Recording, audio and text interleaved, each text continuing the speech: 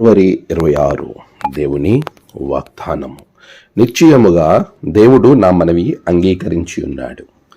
ఆయన నా విజ్ఞాపన ఆలకించి ఉన్నాడు. కీర్తనలు 66:19. మన ప్రభువైన యేసుక్రీస్తు నామములో మీ అందరికీ ఈ ఉదయం శుభాలు తెలియజేస్తూ ఉన్నాను. ప్రియులారా, ఎలా ఉన్నారు? క్షేమంగా ఉన్నారు కదా? లెంటెన్ ప్రేయర్స్ అన్నీ కూడా దేవుని నా మహిమార్థమై మనందరికీ ఆశీర్వాదకరంగా జరుగుతూ ఉన్నాయని నేను నమ్ముతూ ఉన్నాను.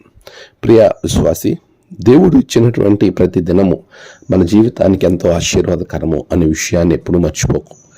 ప్రభు మనలను ఆశీర్వాదం వైపుకు నడిపించటానికే తన యొక్క కార్యాలను జరిగిస్తూ ఉంటాడు.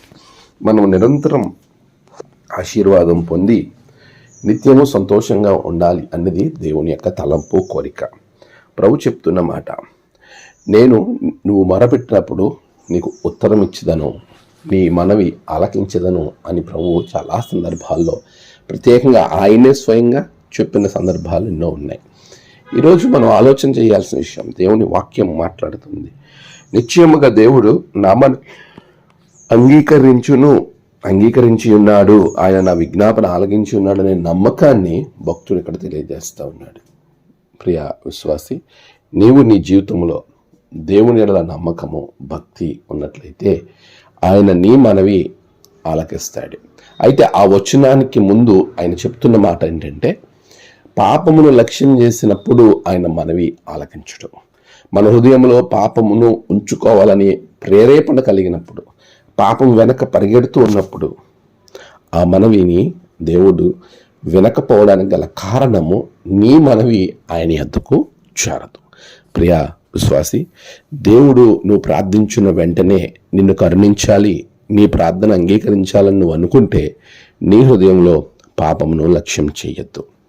దేవుడు నిన్ను మహిమపరిచే రీతిలో, ప్రభువుని ఘనపరిచే రీతిలో నిన్ను ఉంచాడే తప్ప దేవునికి దూరంగా ఉండాలని నిన్ను ఏమాత్రం కూడా ఆయన సృష్టించలేదు.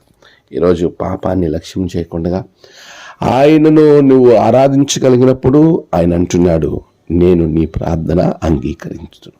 అలాంటి నిశ్చయము ప్రభు నీకు ఇచ్చునుగాక. ఆమేన్. ప్రార్థన. సర్వశక్తిమంతుడా, నీకు వందనాలు.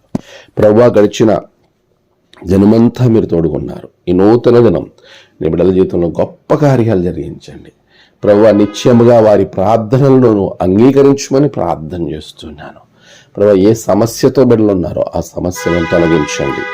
నీవే మహిమ పొందండి. నేడు జన్మదినము, వాదినము, ఆయా విశేష దినములు జరుపుకున్న బిడ్డలను బహుగా దీవించండి. తమ ప్రియులు కోల్పోయి ఆదరణ కొరకు ఎదురు చూస్తున్న బిడ్డలకు ఆదరణ దయచండి. ఈ దినదీవులతో నింపి మీరే మహిమ, ఘనత, ప్రభావాలు పొందుకొనమని యేసు నామమున ప్రార్థించి వేడుకొంచున్నాము తండ్రి. ఆమేన్. తండ్రి, కుమార, పరిశుద్ధాత్మ త్రియేక దేవుని దీవెన మీకు తోడే ఉండి నడిపించును గాక. ఆమేన్.